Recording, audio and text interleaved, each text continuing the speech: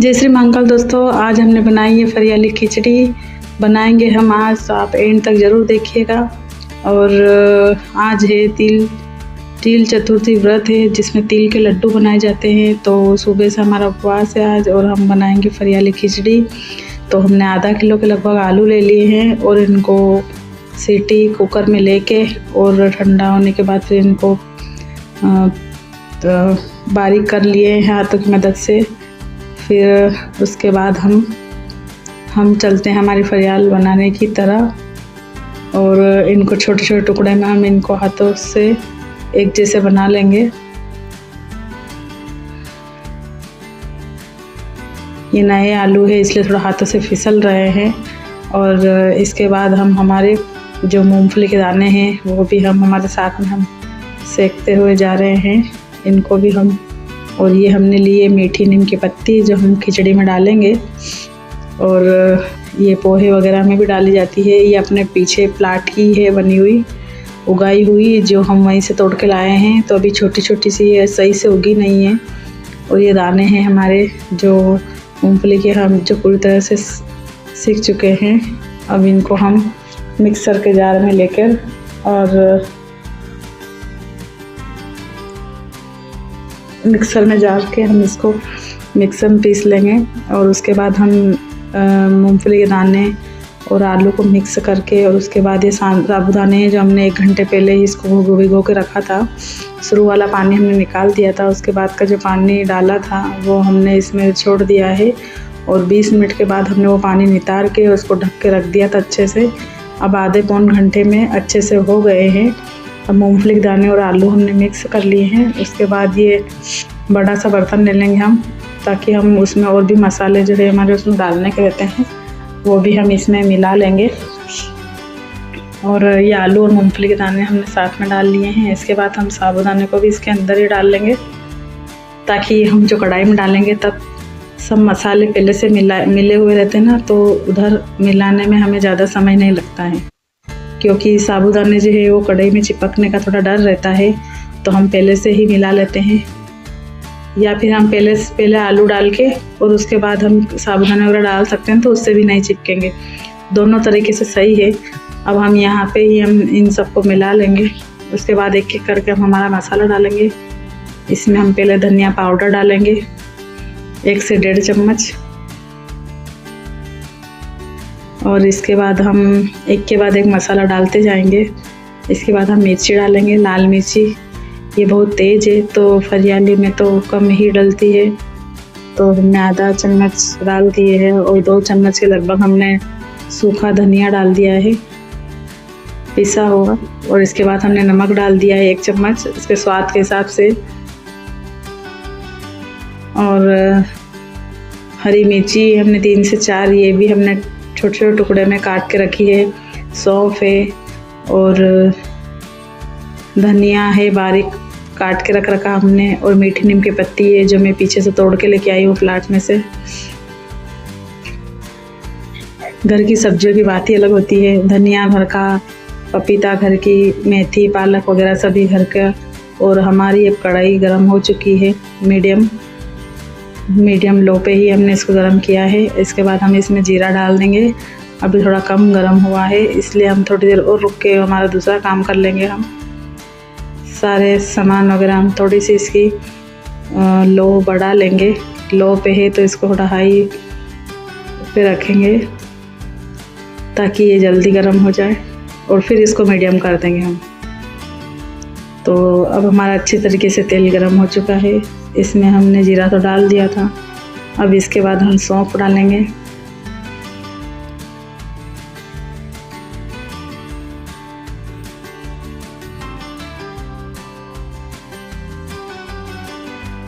कोई सी भी चीज़ पकने के बाद ही इसका स्वाद आता है। तो हमने जीरा पहले से डाल दिया था, और इसमें हम राई नहीं डालेंगे, क्योंकि राई फरियाली में नहीं खाई जाती है। तो हम इसमें 1 चम्मच के लगभग इसमें हमने सौंफ डाल दी है। और इसके बाद हम ये थोड़ी सी बनने लग जाएगी, ऊपर तक आएगी हल्की सी ब्राउन ब्राउन। और अब इसमें हम हरी मिर्ची डालेंगे, और हरी मिर्ची के साथ में ही हम कड़ी पत्ते भी डाल देंगे।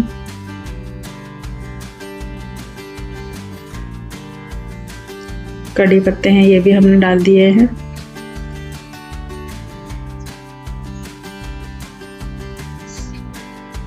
परियाली खिचड़ी सबकी पसंदीदा चीज़ होती है, तो इसे हम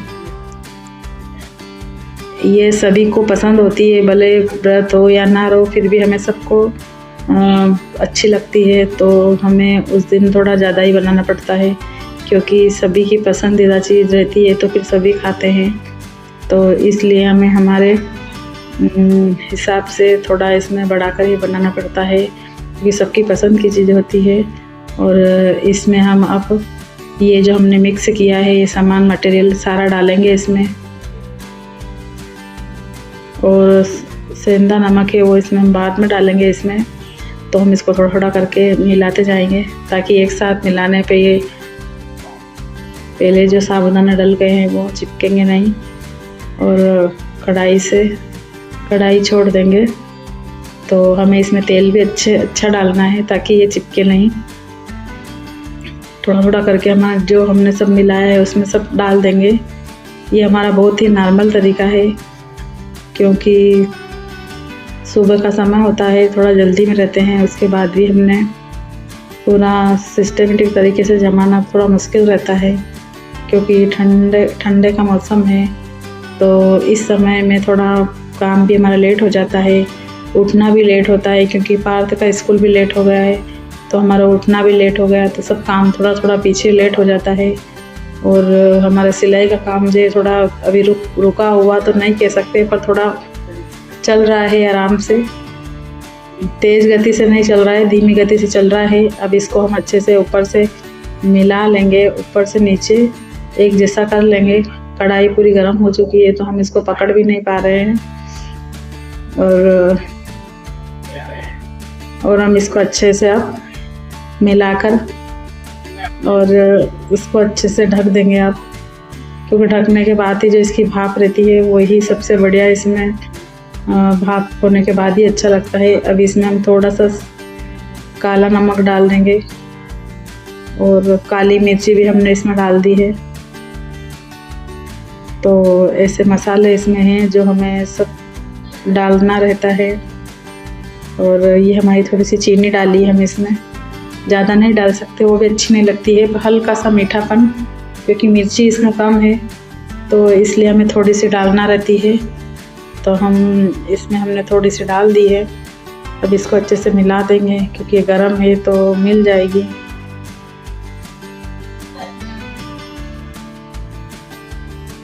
हमें इसको अच्छे से ऊपर से नीचे पूरी अच्छे तरीके से एक जैसी कर लेना है, और अच्छे से मिला के हमें एक जैसा कर लेना है इसको।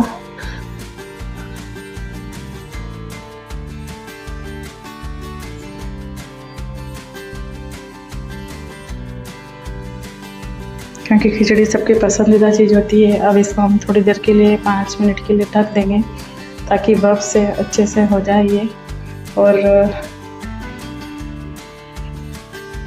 कच्ची सी ना लगे, अच्छे से बन जाए। तो इसको हमने 5 मिनट के लिए इसको बर्फ़ लगा दिया है। अब इसके बाद हमने हमारी जो भी खिचड़ी बनाने की प्रक्रिया है पूरी हो चुकी है हमारी। अब इसके बाद हम इसमें हरा धनिया डालेंगे।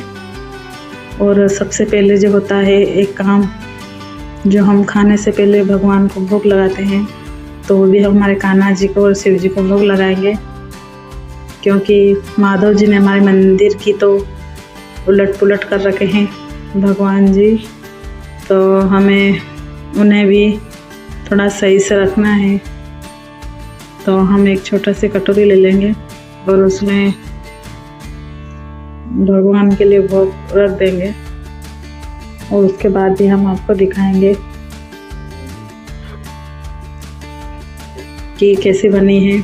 अब हम आते हैं हमारे कान्हा जी के पास। तो आप देख सकते हैं भगवान का तो पता ही नहीं है कि कहाँ है। फिर 2 मिनट लगा और हमने इनको सही किया है, और हमने कान्हा जी को भोग लगाया है, शिव जी को और कान्हा जी को। और भोग लगाने के बाद हम उनको प्रणाम करते हैं कि जो भी गलती हुई हमें क्षमा करना। और आप